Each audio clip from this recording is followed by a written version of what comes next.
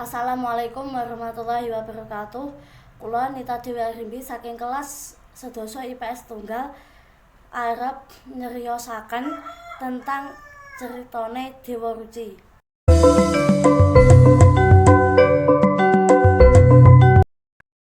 Dewa Ruci nalika dheweke ana ing papan Soca 5 Pandhermadana eling Bratasena lair kanthi wujud bungkusan sing nuduhake Bratasena duweni kekuatan sing kuat. Sengkuni sinau yen Bratasena budal karo Residrana. Sajroné pertemuan kasebut, Residrana dawuh lan menehi saran marang Bratasena supaya golek wit gung susuing angin sing ana ing kawah Candradimukha. Ora suwe banjur Werkudara langsung duwe lan nalika iku uga Sengkuni ngerti lan diwenehi lan dikandhani karo Drona apa wae babagan sing dibutuhake karo Werkudara. Drona mangsuli marang Sengkuni menawa dheweke mrintahake marang para sedulur supaya goleki wit susuhe angin. Drona uga ujar menawa dheweke wis ngremehake Bratasena. Sengkuni lan Dursasana didhawuhi karo Residrana supaya melu goleki Werkudara.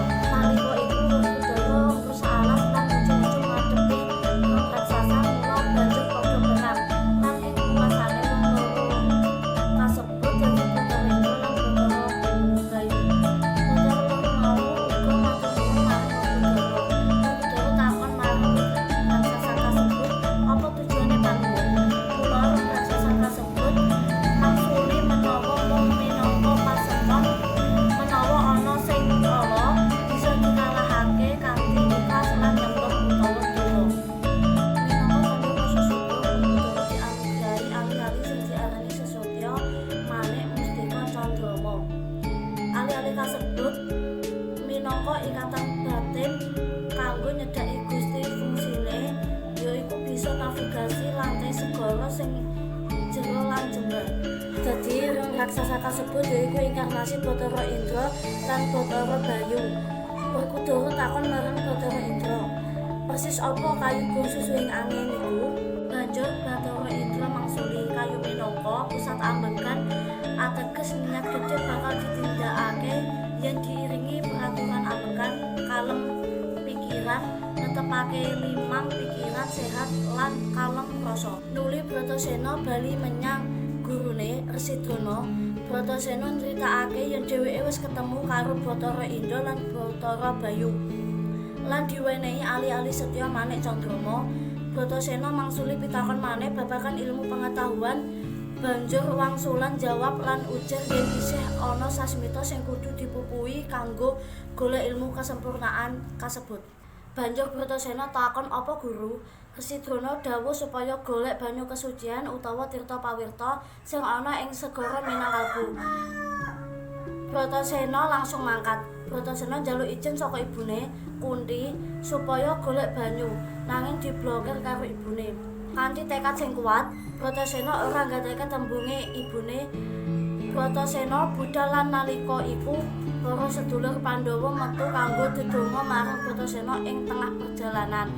Bratasena dicegat dening Anoman tunggal banyu, Kaka Mainaka, Jajak Moereke, Gajah Sikubanda saéngga Bratasena mulih. Kanthi tekad sing kuat, Bratasena ora gelem dikandhani mulih nganti pungkasane ana perang saka dheweke.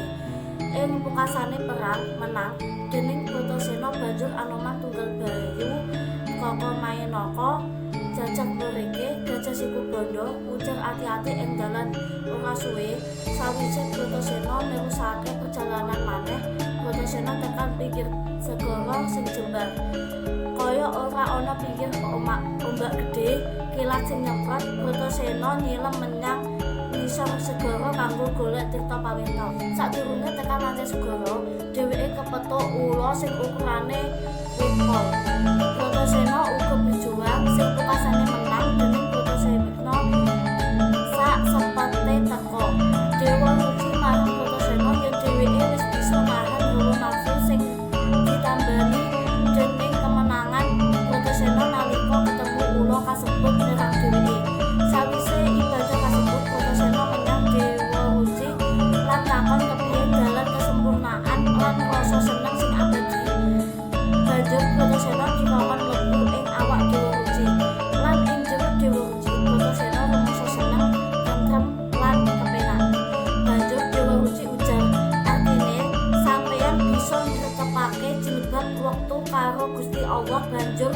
ngejar Dewa Ruci supaya Bratasena aja nganti kaget karo lampu warna-warni sing nuduhake yen artine Bratasena murni. Permadi ketemu karo Drona njaluk bantuan ing ngendi Bratasena lan pas karo janji Drona yen nganti awan Bratasena durung mulih, Drona bakal ngetutake dheweke. Drona banjur golek Bratasena sing pungkasane ditemokake ing segara. Sawise iku Drona uga ngomong karo sedulure ing dasar laut. Dheweke janji yen dheweke bakal nindakake apa-apa kanggo njaga Bratasena. Cekap semanten kula nyuwun pangapunten yen kula gadah salah wonten pangucapipun kala wau. Cekap semanten matur